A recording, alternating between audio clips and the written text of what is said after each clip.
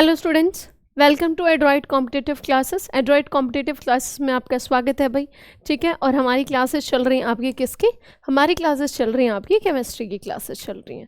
ठीक है भाई, आज हमारी कौन सी क्लास है? तो आज हमारी है क्लास 35। इससे पहले 34 क्लासेस आपकी हो चुकी हैं। ठीक है, और आपका जो बायो है, बायोलॉजी जो आपका है वो फिनिश हो चुका है, आपका ख़त्म हो गया था। और 29th क्लास से आपका क्या, आपका केमिस्ट्री जो है यहाँ पे स्टार्ट हो गया था। ठीक है भाई, हमारा टारगेट क्या है? हमारा टारगेट है कि हम आपको 60 डेज़ में पूरा आपका सिलेबस जो है वो कंप्लीट कराएंगे। किसके लिए? आपके एसएससी जीडी के लिए। और बैच का नाम क्या है? हमारे बैच का नाम है मिशन सफलता बैच। क्लियर है भाई? तो केमिस्ट्री की क्लासेस हमारी चल रही हैं और आज का हमारा केमिस्ट्री का टॉपिक क्या है? आज का हमारा केमिस्ट्री का टॉपिक है पीरियोडिक टेबल। तो पीरियोडिक टेबल में ऐसा रहेगा कि मैं आपको पहले थोड़ा सा पीरियोडिक टेबल एक्सप्लेन करूंगी, जो बहुत बेसिक चीज़ें हैं। अब ऑब्वियस सी बात है, हम पीवाईक्यू क्लासेस कर रहे हैं तो पूरा कंटेंट पढ़ाना या पूरी पीरियोडिक टेबल समझाना यहाँ पे पॉसिबल नहीं है, बट मोटी मोटी चीज़ें फिर भी मैं आप लोगों को एक्सप्लेन यहाँ पे क्लास में करने वाली हूँ।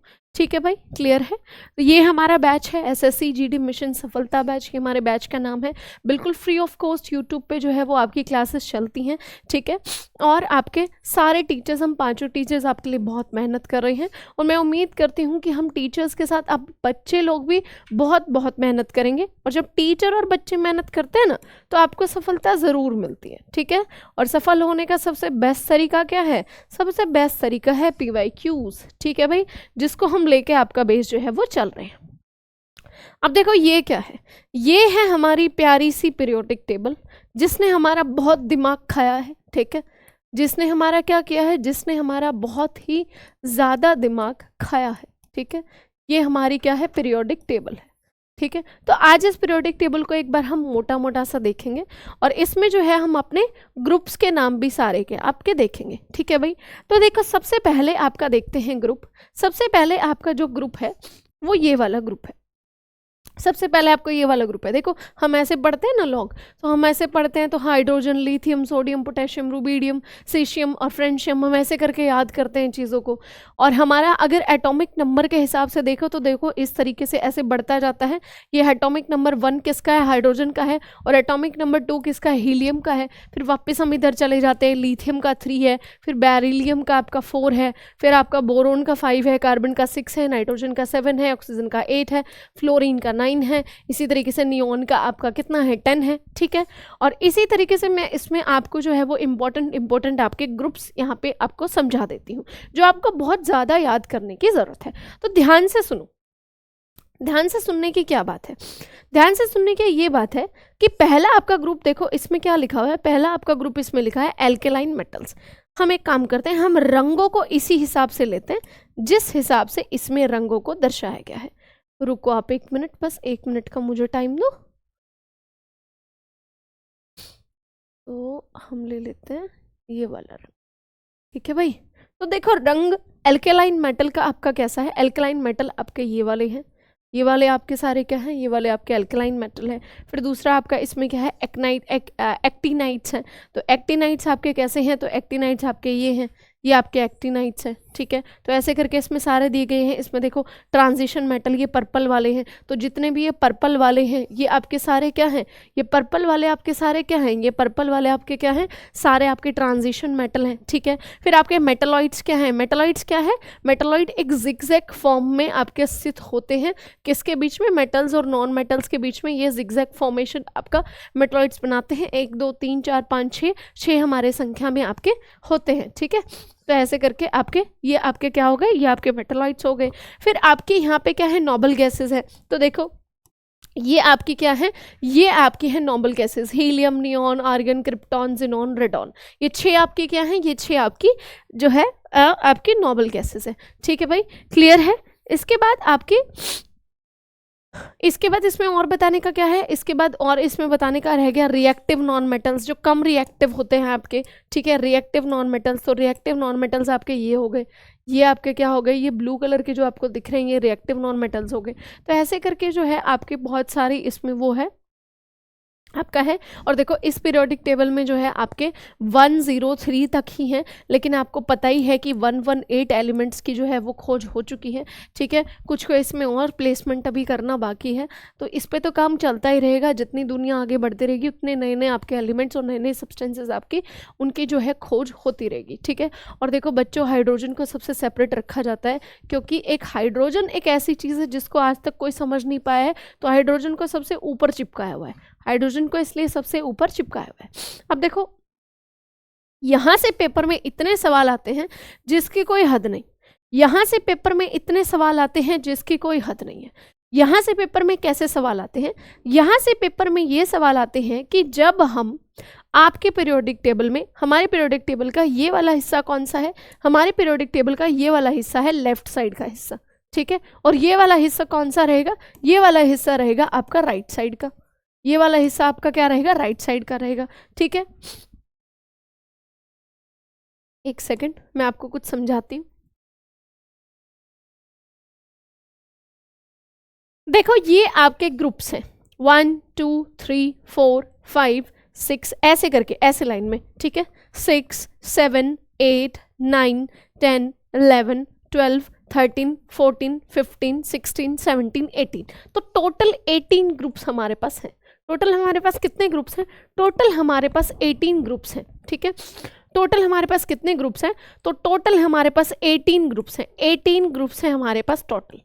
हमारे पास टोटल अगर लंबाई में बात करें, ऐसे करके ऐसे बात करें, तो टोटल हमारे पास 18 ग्रुप जो है हमारे पीरियोडिक टेबल में रहते हैं, ठीक है भाई। इसके बाद अगर पीरियड्स की बात करें तो 1 2 3 4 5 6 7, हमारे पास 7 जो है वो पीरियड्स रहते हैं। 7 हमारे पास क्या रहते हैं? 7 हमारे पास रहते हैं पीरियड्स। तो कहने का मतलब मेरा क्या है? कहने का मतलब मेरा क्या है? कहने का मतलब, एक मिनट कहाँ पहुँच गई भाई मैं, रुको रुको रुको। कहने का मतलब ये है कि जब हम इधर से इधर जाते हैं, जब हम इधर से इधर जाते हैं, ये वाली जो चीज़ है हमारी, तो ये वाली चीज़ हमारी क्या है? ये वाली चीज़ है हमारी 1 to 7 आपके ग्रुप्स, सॉरी 1 to 7 आपके पीरियड्स, 1 to 7 आपके क्या है? पीरियड्स। और जब हम इधर से इधर जाते हैं, ऊपर ऐसे इधर से इधर जाते हैं, तो ये क्या है आपका?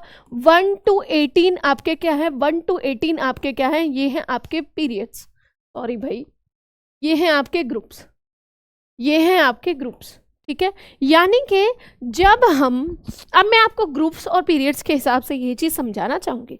अब ध्यान से देखो हमारे पेपर में क्वेश्चन कैसे आता है। हमारे पेपर में क्वेश्चन ये आता है कि जब हम आपकी एक एक चीज़ को लेके बात करेंगे, जब हम आपका पीरियड 1 to 7 की तरफ बढ़ते हैं, पीरियड 1 से 7 की तरफ जब हम बढ़ते हैं, तो एटॉमिक रेडियस पे क्या फ़र्क पड़ता है?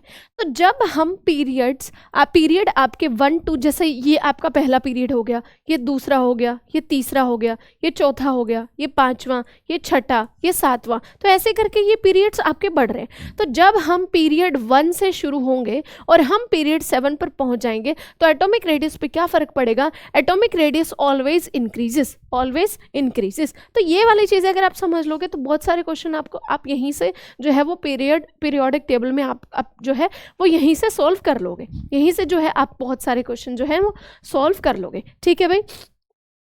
इसके बाद क्या आता है? इसके बाद हमारा एटॉमिक रेडियस हम इस तरीके से देखते हैं, इस तरीके से, यानी कि आपके ग्रुप्स वाले तरीके से देखते हैं कि जब हम ग्रुप्स में घटना शुरू करते हैं, या फिर हम हमारी पीरियोडिक टेबल में हम क्या करते हैं? हम राइट टू लेफ्ट चलते हैं। जब हम हमारी पीरियोडिक टेबल में राइट टू लेफ्ट चलते हैं तो एटॉमिक रेडियस पे क्या फ़र्क पड़ता है? तो atomic radius always increases, always increases. और इसी का वाइस वर्सा, अगर इसका पूछ लिया जाए कि अगर हम पीरियोडिक टेबल में जो है वो up to down to up आएंगे, यानी कि नीचे से ऊपर आएंगे, तो एटॉमिक रेडियस पे क्या फ़र्क पड़ेगा? तो एटॉमिक रेडियस जो है वो घटती चली जाएगी। और इसी तरीके से अगर हम लेफ्ट टू राइट जाएंगे तो एटॉमिक रेडियस घटती चली जाएगी, और लेफ्ट टू राइट आएंगे तो एटॉमिक रेडियस बढ़ती चली जाएगी। तो ये तो आपका एटॉमिक रेडियस हो गया। एटॉमिक रेडियस का मतलब क्या है? कि एटम की रेडियस का साइज, जैसे ये आपका एटम है तो ये आपके एटम की क्या हो गई? रेडियस हो गई, ठीक है। ये आपका एटम है, ये आपका क्या है? एटम है, तो ये आपके एटम की क्या हो गई? यहाँ पे ये आपके एटम की रेडियस हो गई। तो एटम की रेडियस जो है वो ऐसे करके बढ़ती और घटती है। ये आपके पॉइंट्स हैं जो मेन पॉइंट आपके होते हैं, ठीक है। अब दूसरी चीज़ की हम बात करते हैं, एटॉमिक रेडियस की हमने बात कर ली। अब हम एक चीज़ पकड़ते हैं, नॉन मेटालिक और मेटालिक कैरेक्टर्स। अब ध्यान से देखो मैं आपको क्या बताना चाहती हूँ। मैं आपको ये बताना चाहती हूँ कि ये वाला जो हमारा एरिया होता है ये हमारा होता है मेटल का। तो इसमें हमारे जितने भी आपके सब्सटेंसेस होते हैं उसमें मेटल वाले आपके कैरेक्टरिस्टिक्स होते हैं, और ये वाला जो एरिया होता है ये वाला एरिया होता है नॉन मेटल का। ये वाला एरिया क्या होता है, नॉन मेटल का। और जो ये वाला आपके जिगजैग लाइन मैंने अभी आपको पीछे समझाई थी, ये जिगजैग लाइन पे क्या होते हैं, ये जिगजैग लाइन पे आपके होते हैं मेटलॉइड्स। ये जिगजैग लाइन पे क्या आपके होंगे, जिगजैग लाइन पे आपके होंगे मेटलॉइड्स। मेटलॉइड्स क्या होते हैं, जब हम हमारी पीरियोडिक टेबल में राइट टू लेफ्ट चलते हैं, यानी कि ग्रुप 1 to 18 जाते हैं, तो सबसे पहले आपके मेटल्स आते हैं। मेटल्स फिर जैसे जैसे इधर चलते रहेंगे उनके मेटालिक कैरेक्टर कम होते जाएंगे, और बीच में एक चीज़ आएगी जिनको हम मेटलॉइड कहेंगे। मेटलॉइड वो वाला ग्रुप है जिसमें कुछ आपके जो गुण हैं वो मेटल के होंगे और कुछ गुण आपके नॉन मेटल के होंगे, इसीलिए वो बीच की लाइन में स्थित है, ठीक है। मैं आपको एक बार यहाँ पे एक पेज लेके समझाना चाहती हूँ। पेज लेके मैं आपको ये समझाना चाहती हूँ कि ये हमारी पीरियोडिक टेबल है, ये हमारी पीरियोडिक टेबल है पूरी। एक मिनट, इसको दूसरे रंग नहीं इसी रंग से बना लेते हैं। मान लिया कि ये हमारी पीरियोडिक टेबल है, ठीक है, that is our periodic table, ठीक है। तो इस पीरियोडिक टेबल में क्या होगा, इस पीरियोडिक टेबल में आप ध्यान से सुनो, इस पीरियोडिक टेबल में क्या होगा कि यहाँ पे जो आपके एलिमेंट्स हैं, यहाँ पे जो आपके एलिमेंट्स हैं वो होंगे मेटल। क्या होंगे, वो होंगे आपके मेटल। ये आपके क्या होंगे, ये आपके मेटल्स होंगे। ये आपके क्या होंगे, ये आपके होंगे मेटल। मतलब ये वाले सारे क्या हैं, ये आपके सारे हैं मेटल्स, ये आपके सारे क्या हैं, मेटल्स हैं। और यहाँ पे जो होंगे आपके, जो यहाँ पे आपके होंगे वो आपके क्या होंगे, वो आपके ये येलो वाले क्या होंगे, येलो वाले आपके क्या होंगे, येलो वाले आपके सारे होंगे क्या, नॉन मेटल्स। ये आपके क्या होंगे, ये आपके होंगे नॉन मेटल्स। तो इनके बीच में एक ग्रुप आता है जो कुछ प्रॉपर्टी इनकी रखता है और कुछ प्रॉपर्टी इनकी रखता है, और ये बीच वाला जो ग्रुप है ये जिगजैग लाइन से इन दोनों को अलग करता है, मेटल्स और नॉन मेटल्स को, ठीक है। इसको जिगजैग लाइन कहते हैं। और इनको क्या कहते हैं, तो इनको कहते हैं मेटलॉइड्स। इनको क्या कहते हैं, ये जो बीच के रह गए ना आपके, ये देखो ये जो बीच में रह गए, ये जो बीच में रह गए हैं, ये जो दोनों को सेपरेट कर रहे हैं, जो बीच में रह गए हैं, ये क्या हैं आपके, ये हैं आपके मेटलॉइड्स। ये क्या हैं आपके, ये हैं आपके मेटलॉइड्स। क्लियर है भाई, ये आपके क्या हैं, मेटलॉइड्स हैं। समझ में आ गया? आई होप आपको यहाँ तक कुछ चीज़ें क्लियर हो गई होंगी, ठीक है भाई। तो यहाँ पे क्या है, अगर हम नॉन मेटालिक कैरेक्टर्स की बात करें तो सीधी सी बात है, इधर तो मेटल्स हैं और इधर नॉन मेटल्स हैं। तो अगर हम ग्रुप 1 से लेकर 18 की तरफ बढ़ेंगे तो नॉन मेटालिक कैरेक्टर्स आपके बढ़ेंगे, ठीक है। और अगर हम आपका इसमें पीरियोडिक टेबल में राइट टू लेफ्ट चलेंगे तो नॉन मेटालिक कैरेक्टर्स घटेंगे। ये तो बेसिक सी बात है, क्योंकि इधर आपके मेटल्स होते हैं और इधर आपके नॉन मेटल्स होते हैं, और बीच में जो दोनों की प्रॉपर्टी आपकी रखते हैं, ये जिगजैग लाइन वाली फॉर्म जो है आपकी, ये जो बीच में ये दोनों वाली प्रॉपर्टी वाले रहते हैं, इनको क्या कहते हैं, इनको कहते हैं मेटलॉइड्स। इनको क्या कहते हैं, इनको कहते हैं मेटलॉइड्स। क्लियर है भाई, क्लियर है, ठीक है।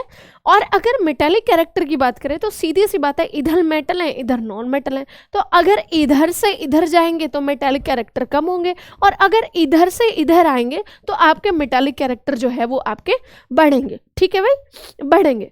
ये चीज़ें आप नोट करो, मैं एक बार पानी पी लेती हूँ।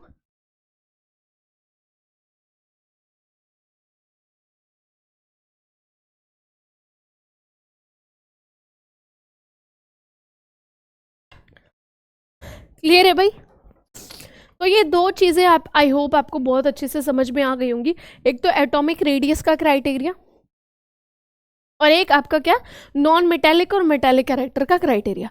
अब हमारे पास इसमें 2 पॉइंट और रहते हैं, और वो 2 पॉइंट क्या हैं, एक तो आयनाइजेशन एनर्जी और एक है इलेक्ट्रॉनिक एफिनिटी। आयनाइजेशन एनर्जी और इलेक्ट्रॉनिक एफिनिटी, तो इन दोनों पे हम और बात करते हैं। ध्यान से सुनो आप हमारी बात। सबसे पहले मैंने आपके लिए लिखा है आयोनाइजेशन एनर्जी, कि आयोनाइजेशन एनर्जी क्या है। It is the minimum amount of energy required to remove an electron from its valence shell in an isolated gaseous atom. आप मेरी बात को ध्यान से सुनेंगे और समझेंगे कि मैं यहाँ पे क्या कहना चाह रही हूँ। यहाँ पे मैं एक पेज लेती हूँ, और मैं यहाँ पे एक मॉलिक्यूल लेती हूँ, किसका, मैं यहाँ पे एक मॉलिक्यूल लेती हूँ सोडियम का, और सोडियम का एटॉमिक नंबर क्या है 11, यानी कि सोडियम के पास इलेक्ट्रॉन की संख्या कितनी है, सोडियम के पास इलेक्ट्रॉन की संख्या क्या है 11, सोडियम के पास इलेक्ट्रॉन की संख्या कितनी है 11। तो अगर आप सोडियम के इलेक्ट्रॉन में, आप सोडियम के जो एटम है उसमें आप, इसमें बीच में क्या होंगे, एटम में आपके बीच में न्यूक्लियस में क्या होंगे, प्रोटॉन और न्यूट्रॉन होंगे, और साइड में क्या होंगे, साइड में आपकी शेल होंगी ऐसे करके, है ना, ऐसे करके शेल होंगी, और शेल का नाम क्या क्या होता है, के शेल होती है, एल शेल होती है, और एम शेल होती है, ऐसे करके। तो आपको पता है ये चीज़, ध्यान से आप बताओ मुझे कि के शेल में हमेशा कितने इलेक्ट्रॉन होते हैं मैक्सिमम, तो के शेल में हमेशा 2 मैक्सिमम इलेक्ट्रॉन्स होते हैं। ये आपको पता है, ये आपको कैसे पता है, ये आपको फॉर्मूले से पता है, 2n², इससे पता है। और यहाँ पे n क्या है, n है आपका नंबर ऑफ शेल, n क्या है, n यहाँ पे आपका है नंबर ऑफ शेल। तो इस फॉर्मूले से हम क्या निकालते हैं, इस फॉर्मूले से हम निकालते हैं कि मैक्सिमम एक शेल या कौन से नंबर वाली शेल जो है वो मैक्सिमम नंबर ऑफ इलेक्ट्रॉन्स जो है वो कंटेन कर सकती है, वो चीज़ हम यहाँ से निकालते हैं, वो चीज़ हमें यहाँ से पता चलती है। क्लियर है भाई? अब आप ध्यान से मेरी बात आगे की सुनो। पहली में 2 आ गए, फिर दूसरी में कितने आ गए, दूसरी में हमारे आएंगे 8, दूसरी में हमारे कितने आएंगे, दूसरी में हमारे आएंगे 8, 5 6 7 और ये हो गए 8, 1 2 3 4 5 6 7 8। 11 में से हम के एल एम तीनों शेल में हमें आपके इलेक्ट्रॉन्स डालने हैं। 11 में से 2 हमने के में डाले और 8 हमने एल में डाले।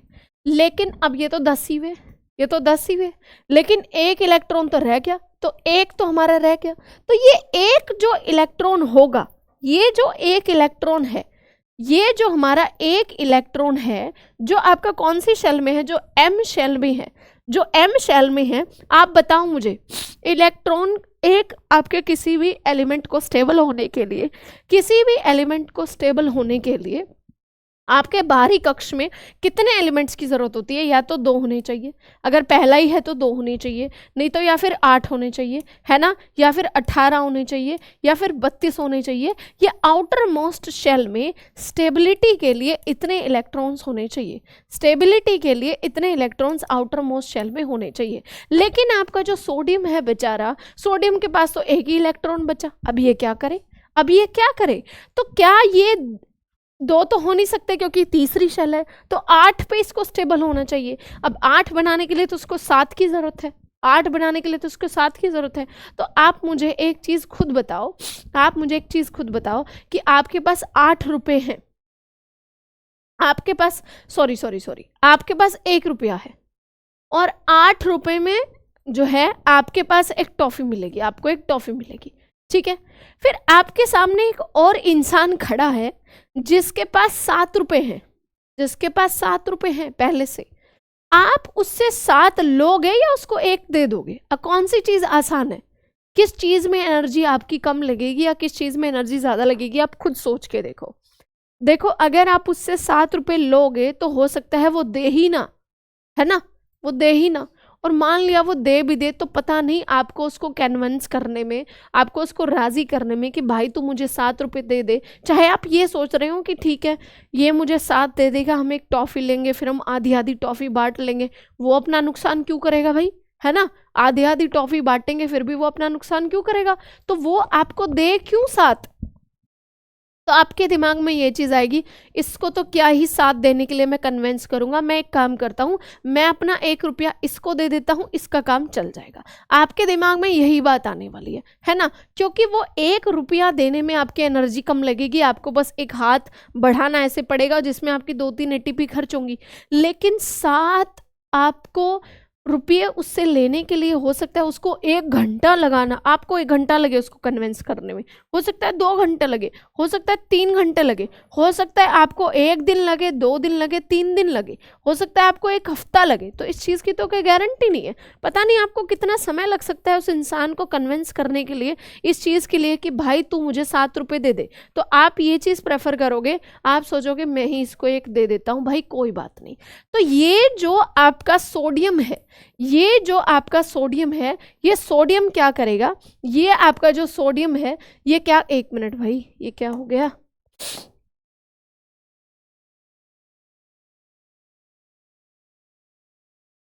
ये जो आपका सोडियम है ये क्या करेगा, ये सोडियम इस एक इलेक्ट्रॉन को बाहर छोड़ देगा, ये सोडियम इस एक इलेक्ट्रॉन को रिलीज करेगा, और इस एक इलेक्ट्रॉन को रिलीज करने में इसकी कुछ एनर्जी लगेगी, इसकी कुछ एनर्जी लगेगी, कुछ एनर्जी इसकी रिलीज होगी, है ना। तो वो जो इसकी एनर्जी लगेगी उसी को क्या कहेंगे, उसी को कहेंगे आयोनाइजेशन एनर्जी। इसी एनर्जी को क्या कहेंगे, इसी एनर्जी को कहेंगे ionization energy, ionization energy. I hope आपको बहुत अच्छे से समझ में आया होगा, इससे बढ़िया तरीके से मैं आपको नहीं समझा सकती भाई, इससे बढ़िया तरीके से और इससे ज़्यादा एक्सप्लेन करके मैं आपको नहीं समझा सकती, सॉरी। ठीक है, आगे बढ़ते हैं। अच्छा इसको देख लेते हैं। वैसे मैंने यहाँ पे क्या लिखा है, यहाँ पे मैंने लिखा है ionization energy is the minimum amount of energy required to remove an electron, एक इलेक्ट्रॉन को अपने अंदर से रिमूव करने के लिए और एक वैलेंस शेल को बनाने के लिए, ठीक है, एक आइसोलेटेड गैस एटम को अपने अंदर से निकालने के लिए एक मिनिमम अमाउंट ऑफ एनर्जी की जो ज़रूरत होती है वो आपकी क्या है, आयोनाइजेशन एनर्जी है। अब अगर सोडियम की बात करें तो सोडियम का एटॉमिक नंबर आपका क्या होता है, 11 होता है, ठीक है। तो to remove an electron from valence shell of sodium it requires an energy of 496 kilo joule, ठीक है। किलो जूल क्या है, किलो जूल पर मोल, ये क्या है आपके, ये आपकी आयोनाइजेशन एनर्जी की यूनिट है, ये आपकी आयोनाइजेशन एनर्जी की यूनिट होती है, ठीक है। This energy is called ionisation energy. तो एक सोडियम को जो है वो अपना एक इलेक्ट्रॉन रिलीज करने के लिए इतनी एनर्जी की ज़रूरत पड़ती है, इतनी एनर्जी की ज़रूरत पड़ती है। आई होप आपको ये वर्ड जो है वो बहुत अच्छे से समझ में आया होगा। इलेक्ट्रॉन, अच्छा आयोनाइजेशन एनर्जी हमारा हो गया। अब हमारे पास दूसरा शब्द आता है that is electron affinity, that is electron affinity. अब इलेक्ट्रॉन एफिनिटी को एक्सप्लेन करते हैं। इलेक्ट्रॉन एफिनिटी का मतलब है इलेक्ट्रॉन की चाहत। अगर मैं आपको बिल्कुल एक सिंपल भाषा में बताऊं तो इलेक्ट्रॉन की चाहत, इलेक्ट्रॉन की चाहत का मतलब है इलेक्ट्रॉन एफिनिटी। अब इसको समझते हैं। The amount of energy released when an electron is added to the valence shell of neutral isolated and gaseous amount. कहने का मतलब है यहाँ पे हम क्या कर रहे थे, आयोनाइजेशन, आपका आयोनाइजेशन एनर्जी क्या थी, आपका एक इलेक्ट्रॉन छोड़ने की एनर्जी थी, और आपका जो इलेक्ट्रॉन एफिनिटी है वो एक इलेक्ट्रॉन अपने अंदर खींचने की जो एनर्जी है, खींचने में जो एनर्जी लगेगी वो आपकी क्या रहेगी, वो आपकी रहेगी इलेक्ट्रॉन एफिनिटी। तो इन दोनों में यही अंतर था। एक जो क्या कर रहा है, एक क्या कर रहा है, इलेक्ट्रॉन को भगा रहा है अपने आउटर मोस्ट शेल से वैलेंस शेल को वैलेंस करने के लिए, और एक जो है अपनी तरफ जो है वो इलेक्ट्रॉन को अट्रैक्ट कर रहा है, ठीक है भाई। तो दोनों की जो एनर्जी है उस एनर्जी की यहाँ पे बात होती है। ये हमारा अगला फोटो है, ये हमारा अगला फोटो है। तो ध्यान से हम देखेंगे इसमें सारी चीज़ें। एक तो एटॉमिक रेडियस की इसमें बात की गई है। एटॉमिक रेडियस मैंने आपको बता ही दिया है कि जब हम क्या करेंगे, जब हम पीरियड्स में नीचे आएंगे, जब हम पीरियड्स में नीचे आएंगे, ये आपके पीरियड्स हैं और ये आपके क्या हैं, ये आपके ग्रुप्स हैं, बढ़ते हुए ग्रुप्स हैं। ग्रुप कितने हैं आपके सॉरी भाई, थोड़ा सा जुकाम हो गया है मुझे।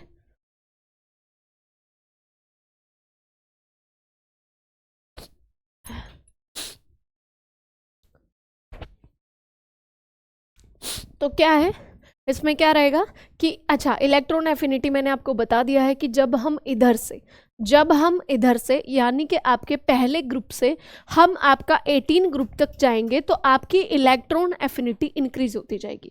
इलेक्ट्रॉन एफिनिटी का मतलब क्या है, अभी भी मैंने समझाया कि इलेक्ट्रॉन को अट्रैक्ट करने की पावर इसमें बढ़ती जाएगी। मतलब कि अगर हाइड्रोजन की पावर देखें तो कम होगी, फिर इनकी पावर देखें तो कम होगी, फिर इस तरफ से बढ़ते जाएंगे तो इनकी पावर जो है वो सबसे ज़्यादा होती चली जाएगी। क्लियर है भाई, सबसे ज़्यादा इनकी होती चली जाएगी, ठीक है। उसके बाद बात करते हैं effective nuclear charge. Nuclear charge का मतलब यहाँ पे क्या है, यहाँ पे भी देखो effective nuclear charge. Effective nuclear charge का मतलब है कि जितना आपका रेडियस का साइज बढ़ता जाएगा उतना आपका न्यूक्लियर चार्ज जो है वो ज़्यादा इफेक्टिव रहेगा। जितना आपका रेडियस का साइज जो है वो इंक्रीज होता जाएगा, उतना ही आपका क्या रहेगा, उतना ही आपका न्यूक्लियर चार्ज का मतलब जो इफेक्टिवनेस है वो उतनी ही ज़्यादा बढ़ती चली जाएगी। ऊपर से नीचे जाएंगे तो बढ़ती चली जाएगी, ठीक है। और फिर इधर से आपका लेफ्ट टू राइट जाएंगे, ये आपकी लेफ्ट साइड रहेगी, ये आपकी लेफ्ट साइड रहेगी ऑलवेज, और ये आपकी राइट साइड रहेगी। तो लेफ्ट से राइट साइड जाएंगे तो आपकी ये बढ़ती चली जाएगी। दूसरा, फिर तीसरी चीज़ क्या है, तीसरी चीज़ है आपकी आयोनाइजेशन एनर्जी। तो आयोनाइजेशन एनर्जी मैंने आपको ऑलरेडी समझा दिया है कि आयोनाइजेशन एनर्जी जो है वो हमेशा बढ़ेगी। और आयोनाइजेशन एनर्जी मैंने आपको बहुत अच्छे से बताया है कि किसी भी एक इलेक्ट्रॉन को अपने अंदर से छोड़ने की, अपने अंदर से भगाने, उसको दूर हटाने की जो हमारी एनर्जी होगी वो आपकी क्या रहेगी, आयनाइजेशन एनर्जी रहेगी, ठीक है। मतलब वैलेंस शेल को वैलेंस करने के लिए जो एनर्जी लगेगी। फिर आपकी इलेक्ट्रोनेगेटिविटी, इलेक्ट्रोनेगेटिविटी आपको पता ही है, इलेक्ट्रोनेगेटिविटी आपको पता ही है, इलेक्ट्रॉन्स को दूर भगाने वाला, ठीक है। तो इलेक्ट्रोनेगेटिविटी जो है वो अगर लेफ्ट से राइट साइड जाएंगे या फिर ग्रुप 1 से 18 की तरफ जाएंगे तो आपकी बढ़ती चली जाएगी, ठीक है। फिर यही सारी चीज़ें यहाँ पे साइड में लिखी गई हैं। देखो जैसे इलेक्ट्रोनेगेटिविटी जब हम नीचे से ऊपर जाएंगे, यानी कि आपका पीरियोडिक टेबल में नीचे से अगर ऊपर की तरफ जाते हैं, ठीक है, तो इलेक्ट्रोनेगेटिविटी बढ़ती है। आयनाइजेशन एनर्जी भी नीचे से जब ऊपर जाते हैं इलेक्ट्रोनेगेटिविटी बढ़ती है। इलेक्ट्रॉन एफिनिटी भी ऊपर से नीचे जाते हैं तो बढ़ती है। और इसमें बस 2 पॉइंट वो नहीं लिखे गए हैं, वो मैं एक बार यहीं पे ऐड ऑन कर देती हूँ तो आपको पूरा यहीं पे मिल जाएगा। 2 पॉइंट और क्या थे, 2 पॉइंट और ये थे कि जब हम जाते हैं लेफ्ट टू राइट, जब हम जाते हैं लेफ्ट टू राइट तो आपकी नॉन मेटालिक कैरेक्टर्स बढ़ते रहते हैं। नॉन मेटालिक कैरेक्टर आपके बढ़ते हैं, ठीक है। और जब हम आते हैं कैसे, जब हम आते हैं राइट टू लेफ्ट तो मेटालिक कैरेक्टर इंक्रीज होते हैं। मेटालिक कैरेक्टर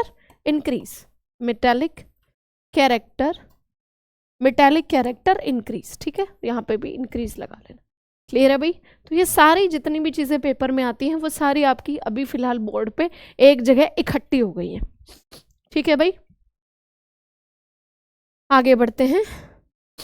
ये हमारा आखिरी फोटो है आज का पीरियोडिक टेबल का समझने का। आज मैं अभी ये एक्सप्लेन करके और क्लास को यहीं फिनिश करते हैं, ठीक है भाई। और नेक्स्ट क्लास में हम इसके PYQ करेंगे। ये फोटो और आपको समझने की जरूरत है, इसमें आपके अलग अलग सारे ग्रुप्स को बताया गया है। ध्यान से सुनो, यहाँ से जब हम पीरियोडिक टेबल को पढ़ना शुरू करते हैं तो ये है ग्रुप 1, ये है group 2, group 3, group 4, group 5, group 6, 7, 8, 9, 10, 11, 12, नीचे वाले को छोड़ दो, नीचे वाले को छोड़ दो, ठीक है। 12, 13, 14, 15, 16, 17, 18, ऐसे करके 18 आपके ग्रुप्स होते हैं। और ऐसे ही जब हम ऊपर से नीचे की तरफ आते हैं तो यहाँ पे आ जाते हैं आपके पीरियड्स। पहला पीरियड, दूसरा, तीसरा, चौथा, पांचवा, छठा और सातवां, ऐसे करके आपके 7 पीरियड्स होते हैं। उसके अलावा नीचे 2 पट्टियां और होती हैं आपके पीरियोडिक टेबल में। जो पहली पट्टी ऊपर वाली होती है उनको कहते हैं लेंथेनाइड्स। जो पहली पट्टी आपकी ऊपर होती है, पहली पट्टी आपकी ऊपर होती है और जिनका आपका एटॉमिक नंबर क्या होता है, जिनका आपका एटॉमिक नंबर होता है 57 to 71, जिनका आपका एटॉमिक नंबर क्या होता है 57 to 71, ये आपके क्या होते हैं, ये आपके होते हैं लेंथेनाइड्स। ये आपके क्या होते हैं, लेंथेनाइड्स होते हैं। फिर दूसरा जो बिल्कुल लास्ट वाली पट्टी होती है ये आपके होते हैं एक्टिनाइड्स। देखो यहाँ पे भी लिखा होगा, अच्छा इन्होंने ऊपर, अच्छा हाँ ये देखो, ये देखो, ये लेंथेनाइड्स है और ये एक्टिनाइड्स है। ये लास्ट वाली पट्टी इसने यहाँ पे शो की हुई है। तो आपकी जो एक्टिनाइड्स होंगी वो क्या होंगी, 89 से आपका 103 तक, 89 से आपका 103 तक, समझ में आ गया। तो 89 से लेकर और 103 तक, ठीक है, ये सारे आपके रेडियो एक्टिव एलिमेंट्स आते हैं, ठीक है। आपका जो लेड होता है, आपका जो लेड होता है उसका आपका एटॉमिक नंबर क्या होता है, लेड का एटॉमिक नंबर होता है 82, यहाँ पे कहीं लिखा होगा, ठीक है। लेड का एटॉमिक नंबर क्या होता है, ये देखो, लेड का एटॉमिक नंबर है 82 और 82 के बाद आपके रेडियो एक्टिव एलिमेंट्स शुरू हो जाते हैं। और पहला रेडियो एक्टिव एलिमेंट क्या है आपका, बिस्मथ। बिस्मथ आपका पहला रेडियो एक्टिव एलिमेंट है, ठीक है, जिसका एटॉमिक नंबर क्या है 83। और उसी के बाद देखो आपकी वो थी ना मैडम क्यूरी, आपकी वो थी ना मैडम क्यूरी जो थी, मैडम क्यूरी ने जो पहला आपका रेडियो एक्टिव एलिमेंट खोजा था दैट इज पोलोनियम। और पोलोनियम देखो बिल्कुल बिस्मथ के बाद आता है पोलोनियम, और पोलोनियम का एटॉमिक नंबर क्या है 84, ठीक है। और ऐसा कहा जाता है कि मैडम क्यूरी ने जो है वो पूरी ज़िंदगी अपनी रेडियो एक्टिव एलिमेंट्स के बीच में काम करते करते गुजार दी थी, और ऐसा कहते हैं कि बहुत कम एज में जो है वो उनकी मृत्यु हो गई थी। और उनकी मृत्यु किस लिए हुई थी? उनकी मृत्यु हुई थी जो रेडियो एक्टिव एलिमेंट्स पे वो काम करती थी उनके रेडिएशन से, उसके रेडिएशन से उनके मल्टीपल ऑर्गन्स जो है वो फेल हो गए थे, और जिस वजह से जो है वो उनकी डेथ हो गई थी, ठीक है भाई। तो ये सारे आपके आते हैं। और जो मोस्ट प्रोबेब आपका जो है वो क्या कहते हैं इसको, रेडियो एक्टिव एलिमेंट होता है, दैट इज़ यूरेनियम, यूरेनियम 92, ठीक है, जिसको हम आपका एटम बॉम्ब और उसमें डालते हैं, ठीक है, उसमें डालते हैं आपका रिएक्टर में डालते हैं, तो ये सारी चीज़ें आपकी आ जाती हैं। तो 82 आपका क्या है, 82 आपका नॉर्मल है, 82 आपका लेड है, और 82 के बाद आपके रेडियो एक्टिव एलिमेंट शुरू हो जाते हैं, जिसका पहला रेडियो एक्टिव एलिमेंट क्या है, बिस्मथ है, जिसका एटॉमिक नंबर क्या है 83 है। क्लियर है भाई? तो यहाँ पे एक छोटा सा ये कॉन्सेप्ट भी आपका क्लियर हो गया है। दूसरा देखो यहाँ पे आपका दिखाया गया है सारी नोबल गैसेस। इनको नोबल गैसेस क्यों कहते हैं? क्योंकि इनके बाहर वाली जो शेल होती है वो वैलेंस होती है, एकदम कंप्लीट आपका तरीके से वैलेंस होती है, और इनको जो है वो किसी और की ज़रूरत नहीं पड़ती। जैसे कि मैं आपको एक एग्जाम्पल देती हूँ, जैसे मैं आपको यहाँ पे कुछ एग्जाम्पल्स दे देती हूँ। जैसे आपका हीलियम